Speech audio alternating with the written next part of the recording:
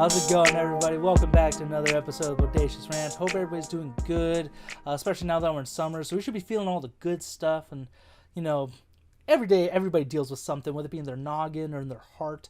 And what better movie to exemplify that than the sequel to a movie that came out in 2015, which is probably one of the more emotional movies until I saw Coco. And that is Inside Out 2, starring Amy Poehler, Maya Hawke, Lewis Black, and a slew of other amazing actors in the industry. This is non-spoilers always, so please do not forget to give us a like if you do enjoy the video. Ring the bell to stay up to date for notifications, and of course subscribe. We really appreciate you all and want to keep growing the Ranty community and stuff like that. So thank you so much, everyone. So for those of you who have seen Inside Out, if not, this one catches up pretty well. Essentially, the main character, Riley, from the last one, she's growing up. She's now a teenager, just fresh, like 13 or whatever, on her way to high school, new environment, and gets invited to an event for high school. And with so she's surrounded by a new environment, and with new changes, not only within the body, but all her surroundings, comes new emotions. And that's when Maya Hawke as anxiety comes in, along with a few other characters, which are ennui, which is a fancy word for boredom, essentially, envy, embarrassment, and nostalgia.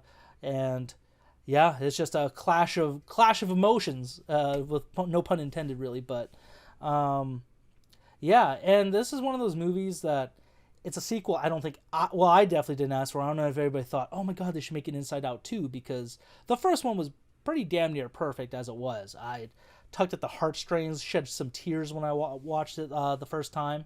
But this one, I'm happy to say that Disney did not. This wasn't just a money grab. This actually still maintained that quality from the last one. Had a lot of great things to say about the emotions that anyone really goes through when you're a 13-year-old going into high school, or as a functioning adult in today's society. And I'm just glad I enjoyed it. Bern, what did you think about this sequel? Yeah, I mean, based on a lot of, the Pixar's sequels, it could have gone either way. They have really good ones in terms of like the Toy Story movies. I would say, Incredibles 2 is up there as well. Some, that are like decent to okay, the Finding Nemo 2, Monsters University. And then sometimes you have something really bad like Cars 2.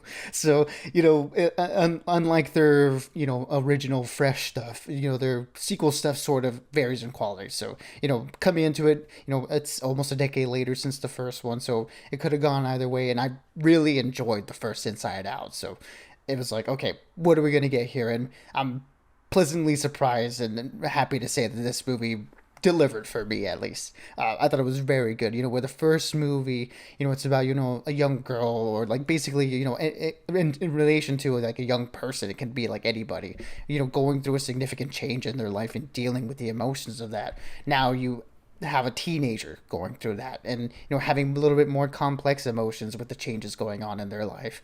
And it's something like, the first one, you can definitely relate to that in some way, and then this one you can definitely relate to it in a way too, since it's a little bit more older emotions going on here, a little bit more complex, and in particular with anxiety, who I thought was the shining star of this movie. Maya Hawke did such an incredible job. The character design is fantastic, but just the way they visualize, the things that are going on in Riley's head, how they're able to take, those feelings of anxiety, the worry of the future, and just having all those snowball into things that get out of control. It's just Pixar at their best, where they can take, these complex ideas and crush them down into something that's digestible for both, older people and for little kids. So I thought they absolutely nailed it, and it felt like Pixar was back to form on this one for the most part. Yeah, well, again, this is a movie I really had low expectations. I didn't care to. It was just one of those things like, yeah, let's just watch it, see how it is. And when we saw it, it was in the middle of the afternoon, all adults with parents. I don't think there was any like true adults in there, so not to sound like a weirdo. With kids, but, you mean? Yeah, with kids, I'm sorry. Yeah, that's what I meant. Like, no single adults in there, if that makes sense, aside from you and me, Bird. The awesome ones there. And yeah, like I said, it was enjoyable. Like, even the little kids that were kind of all around and stuff, they were kind of acting up and whatnot, they still enjoyed it. You could hear them get into the movie. Especially, there's this one bit that really actually Lewis Black's anger plays around with. throughout the movie. I'm not going to spoil it for you, but I actually got a good amount of laughs from me, and the kids actually got into it. Like they were. Again, I can't spoil it, but the fact that little kids were doing it like they would at home is actually pretty. They did a good job.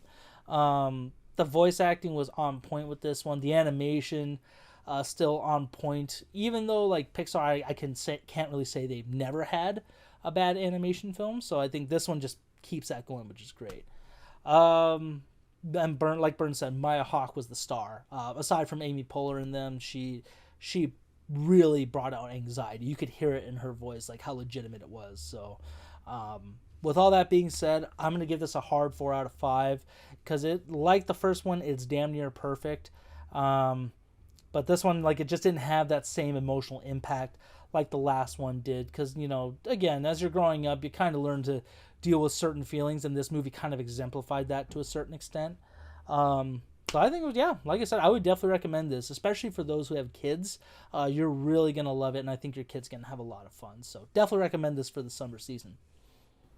Yeah, I mean, it couldn't have come out at a better time. This, and that's exemplified by how well it did at the box office this weekend. So hopefully it keeps on going because, yeah, I do really, really enjoy this movie. There's a lot of it that resonated more with me in particular. I mean, the whole dealings with anxiety and stuff is just, I thought there was more, personal like things that I could latch onto in this movie as opposed to the first one, although the first one was absolutely fantastic. I think each movie has something to take away from depending on the person, and that's great. That's good that they were able to bring something fresh with the similar concept that they had in the original, and I thought they did a really good job with that. And although there are certain plot beats that it does feel like it sort of it sort of goes down the same line as the first one, where it feels like it's almost hitting certain beats that are the same, but I think it does enough differently here to warrant its own existence. I think it does a great job